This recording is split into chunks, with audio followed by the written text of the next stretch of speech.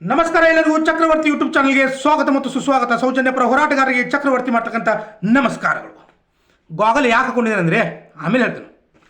ಇಲ್ಲಿ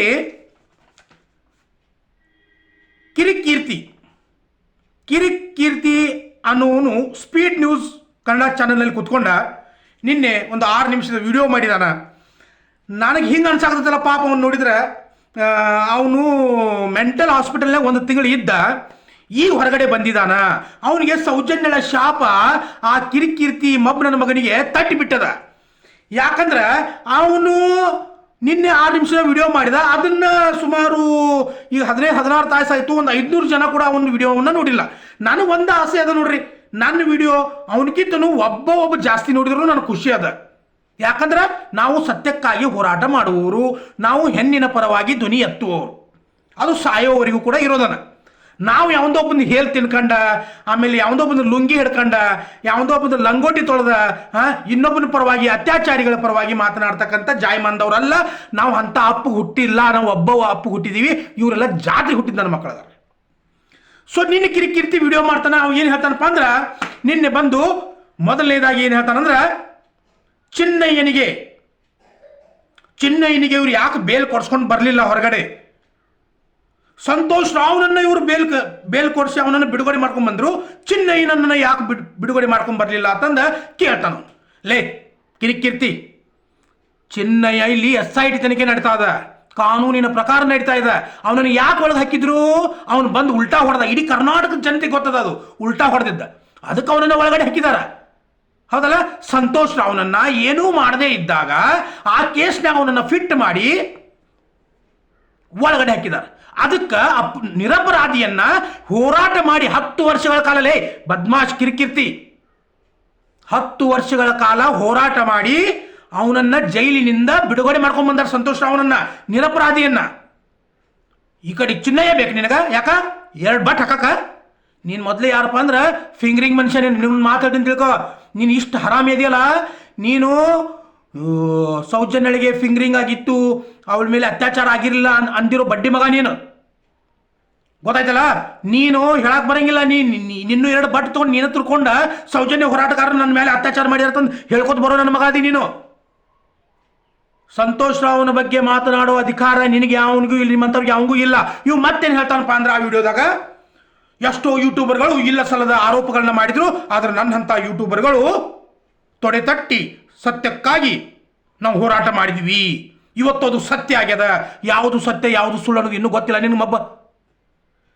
ತೊಡೆ ತಟ್ಕೊಂಡು ನೀನು ಇತ್ತಿದೆಯಲ್ಲ, ತೊಡೆ ಅಟ್ಟ ತಟ್ಕೋ, ಬ್ಯಾರೆ ಕಡೆ ಎಲ್ಲರ ತಟ್ಕಂಡು ಸಾಮಾನು ಬಂದದು. ಸತ್ಯ ಯಾವುದು ಸುಳ್ಳು ಯಾವುದು ಇಡೀ ಕರ್ನಾಟಕದ ಜನತೆ ಗೊತ್ತದ. ಯಾವ ಯೂಟ್ಯೂಬರ್ಗಳು ಯಾವ ರೀತಿ ವರದಿಯನ್ನು ಮಾಡಿದಾರೆ ಅನ್ನೋದು ಇಡೀ ಕರ್ನಾಟಕ ಗೊತ್ತದ.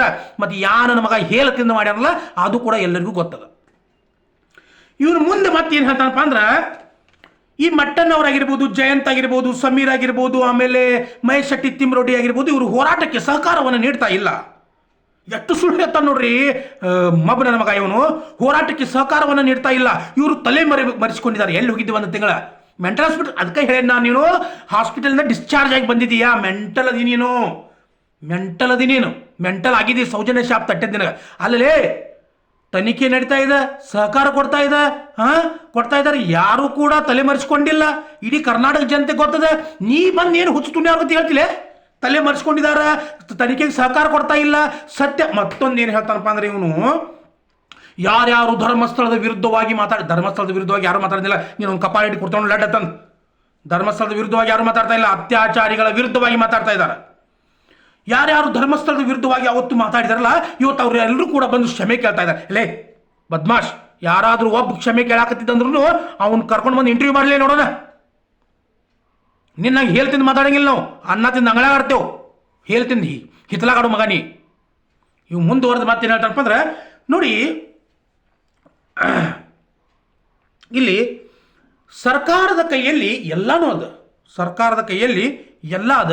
ಇವ್ರನ್ನ ಯಾಕೆ ಕರೆದು ಯಾಕೆ ನೀವು ಹಿಂಗೆ ಮಾಡಿದ್ದೀರಿ, ಯಾವ ಕಾರಣಕ್ಕೆ ಈ ರೀತಿ ನೀವು ಮಾಡಿದ್ದೀರಿ ಆತ ಇವರನ್ನು ಹಿಡಿದು ಎಳೆದು ತಂದು ಇವರನ್ನು ತನಿಖೆ ಮಾಡಿ ಇವರನ್ನು ಜೈಲಿಗೆ ಅಟ್ಟಂಥ ಕೆಲಸ ಸರ್ಕಾರ ಯಾಕೆ ಮಾಡ್ತಾ ಇಲ್ಲ? ಎಲ್ಲವೂ ಕೂಡ ಸರ್ಕಾರದ ಕೈಯಲ್ಲಿದೆ. ಹೌದು, ಎಲ್ಲವೂ ಕೂಡ ಸರ್ಕಾರದ ಕೈಯಲ್ಲಿದೆ. 2012 ಮತ್ತು 2013 ಕೂಡ ಎಲ್ಲವೂ ಕೂಡ ಸರ್ಕಾರದಲ್ಲೇ ಇದ್ದ. ಗೃಹ ಮಂತ್ರಿ ಆರ್ ಅಶೋಕ್ ಇದ್ದ, ಮುಖ್ಯಮಂತ್ರಿ ಯಡಿಯೂರಪ್ಪ ಇದ್ದ. ಸೌಜನ್ಯಳ ರೇಪ್ ಆಗಿತ್ತ. ಸೌಜನ್ಯಳ ರೇಪನ್ನು ಎಲ್ಲ ಮುಚ್ಚಿ ಹಾಕಿ ಸಂತೋಷ್ ರಾವ್ನನ್ನು ಪಿಟ್ ಮಾಡಿ ಅದು ಸರ್ಕಾರ ಮಾಡಿದ್ದನಲೇ. ಕಿರಿಕಿರ್ತಿ ಬದ್ಮಾಶ್ ಸರ್ಕಾರನ ಮಾಡಿದ್ದದು. ಇವತ್ತು ಕೂಡ ಮಾಡ್ತಾ ಇರೋ ಸರ್ಕಾರನೇ ಮಾಡಿದ್ದು. ಅವತ್ತು ಯಡಿಯೂರಪ್ಪನ ಸರ್ಕಾರ, BJP ಸರ್ಕಾರ, ಗೃಹ ಮಂತ್ರಿ ಆರ್ ಅಶೋಕ್ ಇವರೆಲ್ಲರೂ ಕೂಡ್ಕೊಂಡು ಸಂತೋಷ್ ರಾವ್ನ ಜೈಲಿಗೆ ಕಳಿಸಿ ಸೌಜನ್ಯಳನ್ನ ಜೀವಂತ ಸಮಾಧಿ ಮಾಡಿದಂಗೆ ಮಾಡಿರಲೇ. ಕಿರಿಕಿರ್ತಿ, ನೀನು ಅತ್ಯಾಚಾರಿಗಳ ಪರ ನಿಂತ್ಕೊಂಡು ಇಲ್ಲ ಸಲದ ವಿಡಿಯೋ ಮಾಡ್ಕೊಂಡ ಮತ್ತೇನು ಹೇಳ್ತೀನಿ ನೀನು? ಈ ಎಲ್ಲರೂ ಕೂಡ ಕ್ಷಮೆ ಕೇಳ್ತಾ ಇದ್ದಾರ. ಇವ್ರು ಯಾಕೆ? ಎಲ್ಲಿ ಸಮೀರನ ವಿಡಿಯೋ? ಎಲ್ಲಿ ಮಹೇಶ್ ಶೆಟ್ಟಿ ತಿಮ್ಮರೊಡ್ಡಿಯ ಹೋರಾಟ? ಎಲ್ಲಿ ಮಟ್ಟಣ್ಣವರ ಘರ್ಜನೆ? ಎಲ್ಲಿ ಜಯಂತ್ನ ಇದು ಅದು ಇದು ಏನು ಬೇಕಾಗಿತ್ತು? ಬಾಯ ತೊಗೊಳವಿದ್ದಿ? ಹೋರಾಟ ನಡೆದದ. ಮಹಿಳಾ ಹೋರಾಟಗಾರರು ಬಂದಿದ್ದಾರೆ. SIT ದವ್ರಿಗೆ ಕೋರ್ಟ್ದವ್ರು ಮಂಗಳಾರತಿನೂ ಮಾಡಿದ್ದಾರೆ. ಕೋರ್ಟ್ ಗಡಿಪಾರಿನ ಆದೇಶವನ್ನು ರದ್ದು ಮಾಡಿ. ನೀ ಎಲ್ಲಿ ಹೋಗಿದ್ದಿಲ್ಲ ಒಂದು ತಿಂಗಳ? ಈಗ ರಾಕೇಶ್ ಶೆಟ್ಟಿ ಜೊತೆ ಕಾಮಾಟಿಪುರಕ್ಕೆ ಹೋಗಿದ್ದೆ. ಅವ್ನು ರಾಕೇಶ್ ಶೆಟ್ಟಿ ಕಾಂಡಮ್ ಮಾರ್ತಾನಲ್ಲ, ಅವನ ಜೊತೆ ಕಾಂಡಮ್ ಮಾರಕ್ಕೆ ಹೋಗಿದ್ದಾನೆ ಕಮಿಷನ್ ಮ್ಯಾಗ. ಎಲ್ಲಿ ಹೋಗಿದ್ದೆ? ಒಂದು ತಿಂಗಳಾಯ್ತು ನೀನು. ಈಗ ಬಂದಾನೆ. ಯಾಕೆ ಈಗ 2,000 ಫೋನ್ಪೇ ಮಾಡಿದ್ದಾರೆ? ಫೋನ್ಪೇ ಗಿರಾಕೆಲ್ಲ ನಾವು ಹೇಳ್ತೇನೆ ನಿನಗೆ. ಏನು ನಿನಗೆ ಯಾವನಿಗೆ 2,000 ಫೋನ್ಪೇ ಮಾಡಿರ್ಬೇಕು? 6 ನಿಮಿಷ ವಿಡಿಯೋ ಮಾಡಿ ನೀನು ಬಂದು ನಿನಗೊಂದು 20,000 ಕೊಟ್ರೆ ಅಂದ್ರೆ ಅಲ್ಲಿ ಹೋಗಿ ನೇತ್ರಾವತಿ ನದಿ ದಡ್ದಾಗ ನಿಂತ ವಿಡಿಯೋ ಮಾಡ್ತಿ. ಇಷ್ಟೇ ಕೆಲಸದ ನಿಂದು. ಜನರಲ್ಲಿ ಬಂದು ಸುಳ್ಳು ನೀ ಷಡ್ಯಂತ್ರ ಯಾಕೆ ಮುಕ್ಕಳ ಉಸಿರು ಸಿಗ್ತದೆ? ಅದು ಜೋರು ಮಾತಾಡಲ್ಲ. ಷಡ್ಯಂತ್ರ ಅನ್ನೋ ಷಡ್ಯಂತ್ರ ಮುಕ್ಕಳಾಗ ಮುಳುವಾದಾಗಿರ ಹಿಡಿದು ಜಗ್ಗಿ ತೆಗಿತೇವೆ ನಿಂದ. ಅರ್ಥ ಆಯ್ತಲ್ಲ? ಸರಿಯಾಗಿ ಮಾತಾಡೋದು ಕಲ್ಕೋ. ಸತ್ಯ ಯಾವ ಕಡೆ ಅದ ಅದ್ರ ಪರವಾಗಿ ಮಾತಾಡೋದು ಕಲ್ಕೋ. ಸೌಜನ್ಯಳಿಗೆ ಅತ್ಯಾಚಾರ ಆಗಿದೆ. ನೀನು 2 ಫಿಂಗರಿಗೆ ಮನುಷ್ಯ ಅದಿ ನೀನು. ಓಕೆ, ನೀನು ಇಡೀ ಹಿಡಿದು ಅದಕ್ಕೆ ನಿಂದು 500 ಜನ ನೋಡ್ಯಾರಲ್ಲ. ನಾನು ಬರೀ 501 ಜನ ನೋಡ್ರೆ ಸಾಕ, ಚಕ್ರವರ್ತಿ ವಿನ್ ಆಗಿಬಿಡ್ತಾನೆ. ಯಾಕೆ ಹೇಳ್ರಿ? ನನಗೊಂದು ನೆನಮಗಳದಾಳ. ನಾನು ಹೋರಾಟ ಮಾಡಲೇಬೇಕು. ಸಾಯೋವರೆಗೂ ಇರೋದು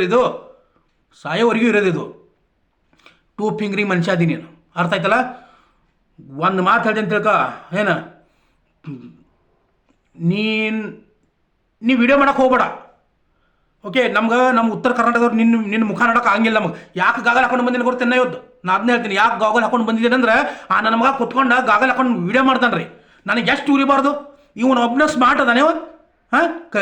ಹಂದಿ ಮುಕ್ಕಳಿತಾಗದಾನ. ಮುಖ ನೋಡ್ರಿ, ಒಂದು ಹಂದಿ ಮುಕ್ಕಳೈತಿ.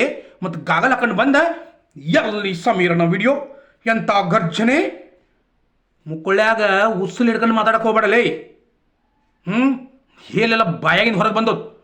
ಫ್ರೀಯಾಗಿ ಮಾತಾಡ್ತು ಬಾ, ಇದ್ದಿದ್ದನ್ನು ಹೇಳ್ತು ಬಾ. ಹೆಣ್ಣು ಮಕ್ಕಳ ಪರವಾಗಿ ಮತ್ತು ಯಾವನು ಕೂಡ ಇಲ್ಲಿ ಧರ್ಮಸ್ಥಳದ ವಿರೋಧವಾಗಿಲ್ಲ, ಮಂಜುನಾಥನ ವಿರುದ್ಧವಾಗಿ ಯಾರೂ ಮಾತಾಡ್ತಾ ಇಲ್ಲ. ಇಲ್ಲಿ ಮಾತನಾಡುವುದು ಅತ್ಯಾಚಾರಿಗಳ ವಿರುದ್ಧವಾಗಿ. ನಮಗೆ ಯಾವನ ಅತ್ಯಾಚಾರಿ ಅದನ್ನಲ್ಲ ಅವನ ಬೇಕೇಗಾನ. ಮತ್ತೊಂದು ಏನಪ್ಪ ಅಂದ್ರೆ ನಿನ್ನ ಬಾಯಿಲಿಂದ ನೀ ಎಲ್ಲ ಹೇಳಿಬಿಟ್ಟು BJP ಸರ್ಕಾರ ಸೌಜನ್ಯ ಕೇಸನ್ನು ಹಳ್ಳ ಹಿಡ್ಸ್ಯಾರ. ಯಾಕಂದ್ರೆ ಎಲ್ಲ ಕೂಡ ಸರ್ಕಾರದ ಕೈಲಿರುತ್ತೆ. ನಿನ್ನ ಬಾಯಿಲಿಂದ ನೀನು ಹೇಳಿದೆ. ನೋಡಿ ಕಿರ್ಕೀರ್ತಿ, ಈ ಗಾಗಲ್ ಹಾಕೊಂಡು ಬಂದಿದ್ದು ನಿನ್ನ ಸಂಬಂಧ ಹಾಕೊಂಡು ಬಂದಿದ್ದೆ. ನಾನು ಗಾಗಲ್ ಹಾಕೊಂಡು ವಿಡಿಯೋ ಮಾಡೋ ಶೋಕಿ ನಮಗಿಲ್ಲ. ನೀ ಗಾಗಲ್ ಹಾಕತ್ತೆ ಅಂದ್ರೆ ನಾ ಯಾಕೆ ಹಾಕೋಬಾರ್ದಲೇ? ನಾನು ಸ್ಮಾರ್ಟ್ ಇಲ್ಲ. ನಾವು ಸ್ಮಾರ್ಟ್ ಅದೇವ್ರಿ. ನಾನು ಹೆಂಡತಿ ಹೇಳ್ತಾಳಲ್ಲ, ಹೆದರ ಬ್ಯಾಡ್ರಿ ಅಂತ ಗಂಡಗ ಧೈರ್ಯ ಕೊಟ್ಟಾಳ್ರಿ. ನಾನು ಹೆಂಡತಿ ದಿವಸ ಆಡಂತಾಳೆ ಇದನ್ನು. ಓಕೆ, ನೀ ನೋಡು, ನೀನು ಮೊದಲ ಸಮಸ್ಯೆ ಅದ ಅಂಥದ್ರೊಳಗೆ. ನಮ್ಮಂಥ ಒಬ್ಬ ಚಿಕ್ಕ ಹೋರಾಟಗಾರರು ಏನು ಅದೇವಲ್ಲ ನಾವು, ನಮ್ಮ ಮೇಲೆ ಚಕ್ರವರ್ತಿ ಬಂದು 2 ಫಿಂಗರಿಂಗ್ ಮಾಡಿದಂದು ಹೋಗಿ ನನ್ನ ಮೇಲೆ ಅತ್ಯಾಚಾರ ಮಾಡಿದಂದು ಹೋಗಿ ಕೇಸ್ ಕೊಡೋಂಥ ನನ್ನ ಮಗನೂ ಕೂಡ ಅದೀನಿ. ನೀ ದಯವಿಟ್ಟು ವಿಡಿಯೋ ಮಾಡೋದಕ್ಕೆ ಬರಕ್ಕೆ ಹೋಗ್ಬೇಡ. ನಿನ್ನ ಮಾತು ನಮಗೆ ಕೇಳೋಕ್ಕಾಗಂಗಿಲ್ಲ. ಸುಳ್ಳು ಸುದ್ದಿ ಎಬ್ಬಿಸ್ತೀನಿ. ಮತ್ತೆ ಬರ್ತೀನಿ. ನಮಸ್ಕಾರ ಎಲ್ಲರಿಗೂ. ಜೈ ಹಿಂದ್, ಜೈ ಕರ್ನಾಟಕ ಮಾತೆ, ಜೈ ಸೌಜನ್ಯ.